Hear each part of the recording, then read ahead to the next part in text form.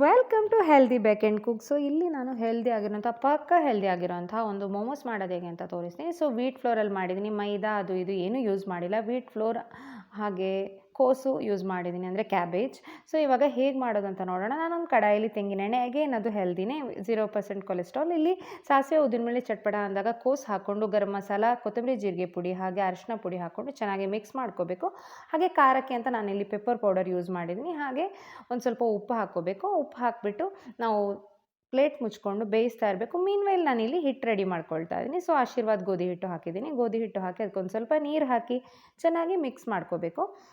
ಹಿಟ್ಟನ್ನು ರೆಡಿ ಆದಮೇಲೆ ಕೈಗೆ ಅಂಟಬಾರ್ದು ಅಂತ ಹೇಳಿಬಿಟ್ಟು ಒಂದು ಸ್ವಲ್ಪ ಎಣ್ಣೆ ಏನಾದರೂ ಹಾಕ್ಕೊಂಡು ಇದು ಮಾಡ್ಕೋಬೇಕು. ಎಣ್ಣೆನೋ ತುಪ್ಪನೂ ಹಾಕ್ಕೊಳ್ಬೋದು. ಸೊ ನಾನಿಲ್ಲಿ ಅಗೇನ್ ಕೋಕೋನಟ್ ಆಯಿಲೇ ಯೂಸ್ ಮಾಡ್ತಿದ್ದೀನಿ. ಆ್ಯಂಡ್ ನಾನು ಕೋಕೋನಟ್ ಆಯಿಲ್ ಯೂಸ್ ಮಾಡಿನೇ ಕುಕ್ ಮಾಡ್ತೀನಿ. ಹಾಗಾಗಿ ಸೊ ಇವಾಗ ಹಿಟ್ಟು ರೆಡಿ ಆಗ್ತಿದ್ದಂಗೆ ನಮಗೆ ಇಲ್ಲಿ ಪಲ್ಯನೂ ರೆಡಿ ಆಗಿದೆ. ಸೊ ಇವಾಗ ಸ್ಮಾಲ್ ಬೈಟ್ ಹಿಟ್ಟನ್ನ ತೊಗೊಂಡು ಅದನ್ನು ಲಟ್ಟಿಸ್ಕೊಂಡು ನೀಟಾಗಿ ಲಟ್ಟಿಸ್ಕೋಬೇಕು. ಒಂದೇ ಥರ ಲಟ್ಟಿಸ್ಕೊಂಡು ನಾವು ಅದರ ಮಧ್ಯೆ ಪಲ್ಯ ಏನು ಪ್ರಿಪೇರ್ ಮಾಡ್ಕೊಂಡಿದ್ದೀವಿ ಅದನ್ನು ನಾವಿಲ್ಲಿ ಹಾಕ್ಕೋಬೇಕು. ಅದರ ಮಧ್ಯಕ್ಕೆ ಪಲ್ಯ ಹಾಕ್ಕೊಂಡ್ಬಿಟ್ಟು ಫೋಲ್ಡ್ ಮಾಡಬೇಕು. ಆ್ಯಂಡ್ ಫೋಲ್ಡ್ ಮಾಡಬೇಕಾದ್ರೆ ನಿಮಗೆ ಇಷ್ಟವಾದ ಶೇಪಲ್ಲಿ ಫೋಲ್ಡ್ ಮಾಡ್ಕೋಬೋದು.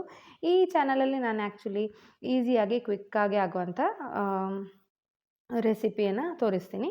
ಸೊ ಇವಾಗ ನೀಟಾಗಿ ಈ ಥರ ಫೋಲ್ಡ್ ಮಾಡ್ಕೋಬೇಕು.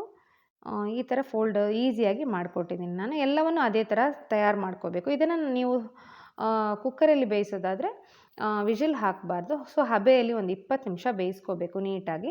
ಚೆನ್ನಾಗಿ ಬೇಯಬೇಕದು. ಬೆಂದಮೇಲೆ ಇದನ್ನು ನಾವು ವಿಷಿಲ್ ಹಾಕಬಾರ್ದು.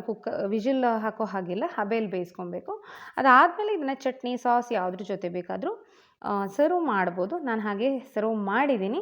ಸೊ ಸಾಸ್ ಬೇಕಾದರೆ ಮನೆಯಲ್ಲೇ ಮಾಡ್ಕೋಬೋದು. ನೆಕ್ಸ್ಟ್ ಯಾವಾಗಾದರೂ ಬೇಕು ಅಂದರೆ ತಿಳಿಸಿ ಹೆಲ್ದಿಯಾಗಿ ಸಾಸ್ ಮಾಡೋದು ಹೇಗೆ ಅಂತ. ಸೊ ಈ ರೆಸಿಪಿ ನಿಮಗೆ ಇಷ್ಟ ಆಗಿದೆ ಅಂತ ಅನ್ಕೋತೀನಿ. ಬರೀ ಇಷ್ಟ ಆಗಿದೆ ಅನ್ನೋದಕ್ಕಿಂತ ಚಾನಲ್ನ ಸಬ್ಸ್ಕ್ರೈಬ್ ಮಾಡಿಕೊಂಡು ನೋಡಿ. Thank you so much.